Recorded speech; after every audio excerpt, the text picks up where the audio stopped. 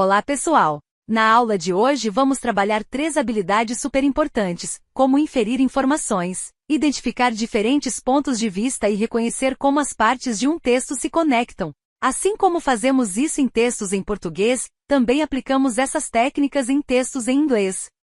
Vamos começar falando sobre como inferir informações. Às vezes, o autor de um texto não diz tudo diretamente.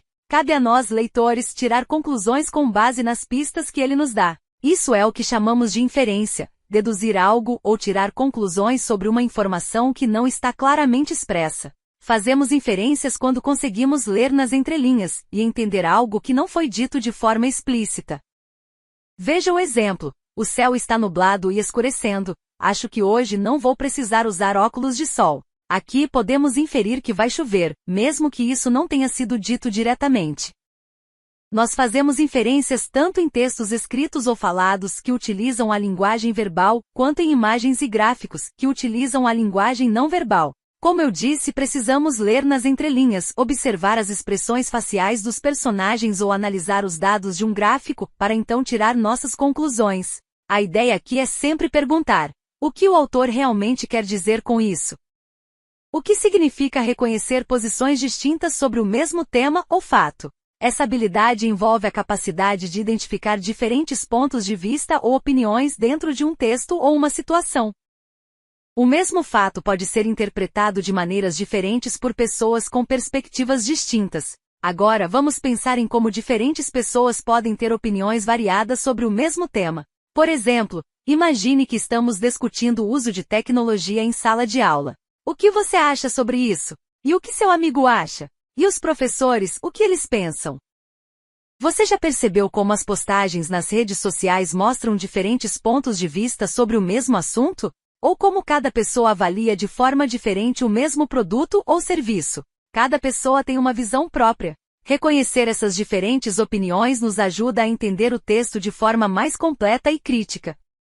Os pontos de vista podem ser apresentados de diferentes formas, dependendo do tipo de texto. Em um texto de opinião, por exemplo, o autor vai apresentar seus argumentos para defender suas ideias. A partir daí, outras pessoas podem apresentar argumentos a favor ou contra essa ideia inicial.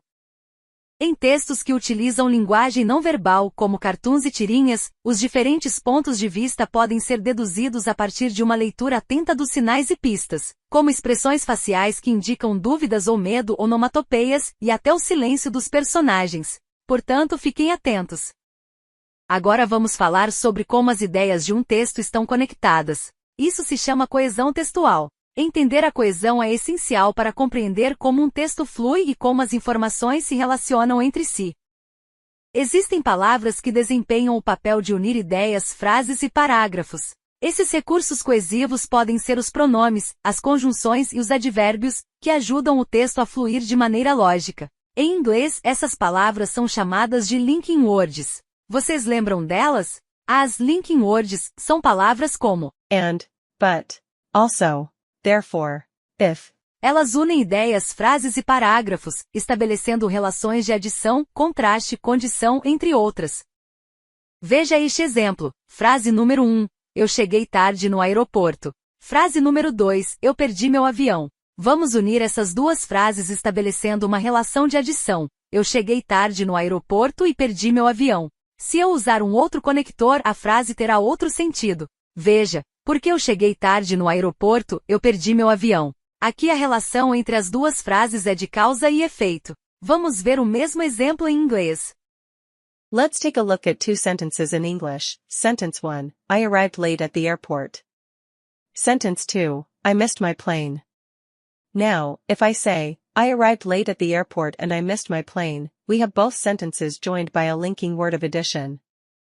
But if I want to show cause and effect, I would say, because I arrived late at the airport, I missed my plane.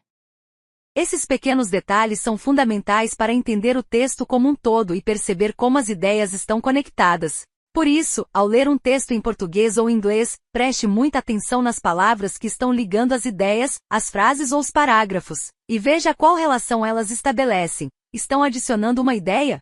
Explicando algo? Existe um contraste entre as frases? E lembre-se, essas palavras podem ser conjunções, advérbios, entre outras. Em inglês, chamamos essas palavras de linking words.